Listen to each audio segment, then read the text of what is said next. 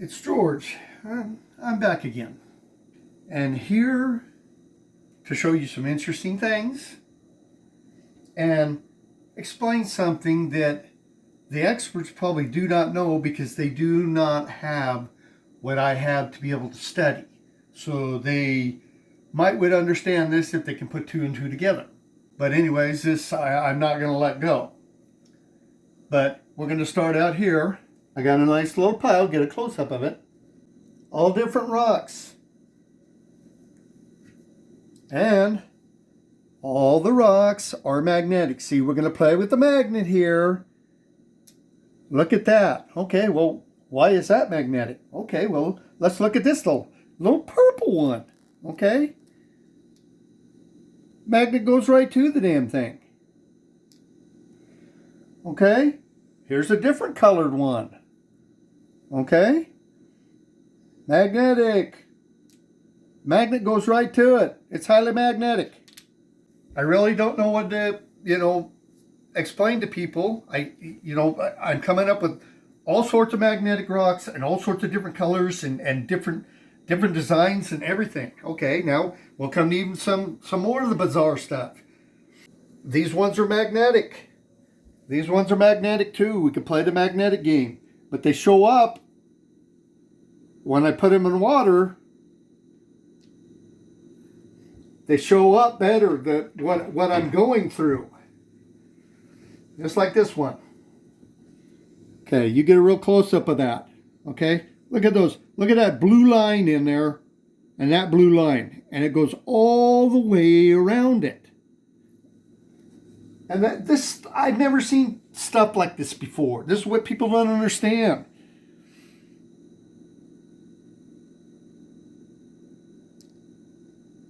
And that's magnetic. Now what this one is, I don't know. You tell me. Look at the back side. Now look at the front side. And I don't know. I have no idea.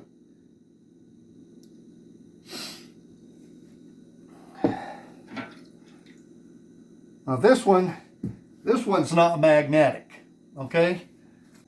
It is a bizarre red color. And when you really look at the inside, it's got this green stuff. And I'm not even sure what that is. Go to another one here. That's a kind of bizarre looking rock with the white lines in it.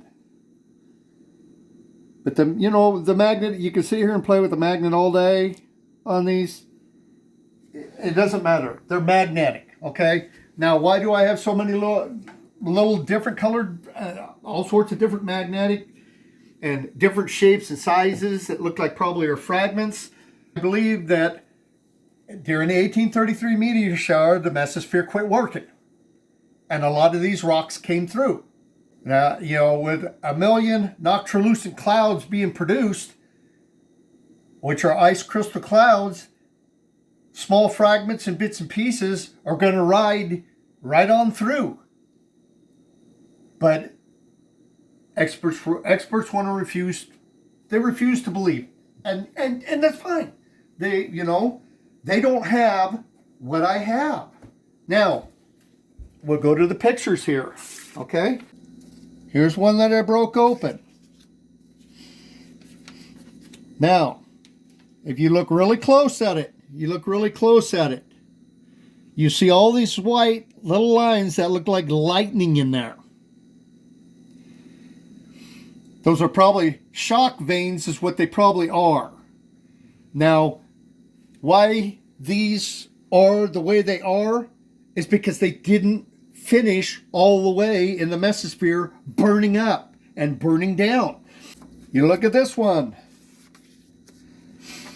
In the center of this rock, this is metal. This is all metal right here. The metal in a meteorite works its way down to the center. This is a rock that's got metal in the center of it. Okay? Now, whether people want to believe they're meteors or not, or they're meteorites, I've got any of this stuff, whether people want to believe it or not, this is metal. And it almost looks like the rock's kind of layered a little bit. I'm by myself when it comes down to it, okay? Now, whether you experts want to believe out there or not, I got something that really going to be good for people. Now, I figured out that probably experts don't even know. Now, I believe that there is either 1, 2, 3, at least 3 types of meteors. The first meteor has a thin layer. The second has a thicker layer. And the third type of meteor is a concretion meteor. And I will explain this. Now, people know most people know what a concretion is. Okay, you have the outside layer and you have the inside layer that is really hard. Okay, now, iron sulfide concretions are made up of a large component of iron. All right? Iron dust is combustible and an explosion hazard. Okay, iron dust. All right, iron is highly flammable. Okay, so what's in a lot of the meteorites? Okay, iron. All right, now in 1908 and 2013, I believe the explosions were concretion meteorites. And I'm going to explain why. Okay? I believe that a concretion meteorite, it takes longer to break up. It makes a louder explosion because everything's compact in the center. And it, depending on what it is composed of, as to how much damage it's going to do and how big of a noise it's going to make. Now, how do I know this? Okay? This rock right here would be a number 1 meteor, a thin layer one. This is metal on the outside, but this is still rock on the inside. Okay, it has a thin layer there. Okay. Now I have found rocks. I have found rocks that have a thicker layer, about this thick on them, which is the second type. Now, why I believe that we have these types is because the Earth is composed of rocks. Okay, so everything blew up in the beginning, and all the planets were formed. Okay, so we can't just assume that just the rocks that are on Earth, okay, they're not out there on other planets or other moons and stuff. That's stupid to think that way, because the Earth is composed of rocks from space. All right. Now, why do I believe in a concretion meteorite? Okay, I will explain that with this rock right here. Okay, this is a concretion that I pulled apart. Okay? You look at the inside of it. It looks like part of it, the rock started turning to metal. This thing is extremely hard right here. Okay? But why do I say concretion meteorites? Okay, because say your meteorite's coming in like this. It's coming in through the mesosphere. This layer right here is thick. It's a thick layer. Okay, which means it's going to take, and it's not connected to the rock. So this layer right here is going to take time to break off. So say it's traveling through, and the back part of this is breaking off. Okay, well, this little dude right here is going to have to start heating up.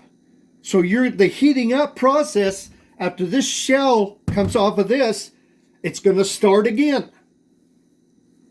This piece is going to have to ignite, because everybody knows that meteors don't get hot on the inside. Okay, so if you have a small meteor inside a shell coming in, that shell's a protective shell, and it's a heavy duty thing. It's a thick one that goes all the way around the rock. Okay, so then when this breaks out, it's got to start heating up again. So, like in 1908, 2013, if they were concretion meteorites, like I thought, or concretion meteors, like I believe, this was coming in, and it was still burning and smoking and flaming from the second time it ignited while it was in the mesosphere. That's why they were so big. And if all your iron and stuff is packed in really tight in the middle of it, what's going to happen when it does ignite? It's going to make a loud explosion, and they're lucky that they don't hit the ground, because it probably would do some serious damage.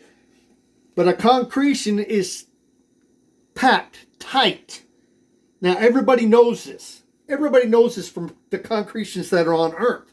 And I'm not so sure that some of the ones on Earth aren't actually from space. But I can only do what I can do, and I can only prove what I can prove. But that makes more sense than something like this coming in and just burning down. Is if those two events had a meteorite like this, or a meteor like this. Keep getting them mixed up. If those two were like this,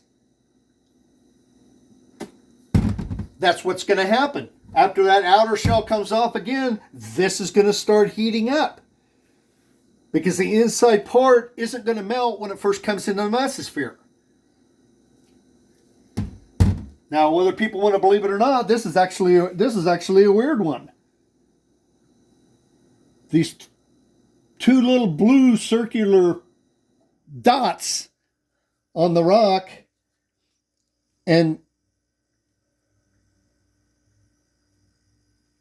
but I can't break it open. There's another little blue dot right there. Okay, what are these little blue circular dots? Blue dots on a rock? The compositions and everything, I don't know. I can't test a lot of this stuff. But these are my findings, okay? I'm willing to take a chance. For everybody that's watching, everybody that's subscribing, and people that aren't giving me as much crap as they were anymore, I'm telling you, every day I keep finding different stuff. It's bizarre. But like I said, you send a picture to somebody, oh, well, that, and they just throw your picture away. I did get a message to somebody. I won't say who, but they told me everything I had was regular earth rocks just by looking at the pictures that I sent them. And the pictures that I sent them, okay, well, an expert can tell how much it weighs in a picture, whether it's magnetic in a picture, what it's composed of in a picture. You can tell all that by looking at a picture. Because I guess you can pick the picture up and weigh it. This whole thing about sending pictures is stupid. Whether people want to believe me or not, that's fine. You don't have to. I'm just putting my findings out. And what I'm finding is that a lot of rocks did get through from the 1833 meteor shower, whether people want to believe it or not. Now, everybody's educated that nothing gets through there, and I just don't buy it. 1 million noctilucent ice crystal clouds cooling down the mesosphere and the other layers of the atmosphere. I just don't buy that a bunch of regular rocks didn't get through. We know what pollution does to the regulators of our atmosphere, so you've got to realistically think that the meteor smoke, which is pollution, like rocket fuel, you got to take that into account. But people don't want to take it into account. People don't want to do this. They don't want to do that. They don't want to believe, and that's fine. That's their given right. If I'm on the right track and this is what it is, there is no spacecraft. There is no missile. There is no atomic bomb that is going to stop a concretion meteor. It's compacted. It's too heavy. If you get something the size of this, that's the size of New York City or Texas, forget it. You ain't stopping it. Because of what it's composed of. And a lot of the meteors, you still don't know what they're composed of. You don't know what a lot of the asteroids are composed of. I'm trying to be a little bit better and not be as upset. And like I said, if I got to do this on my own, I'll do it on my own. But everything that I'm finding points to what I'm saying. Now, like I said, people want to think I'm stupid. They want to think I'm crazy. They have the right. I'm not going to take that right from people.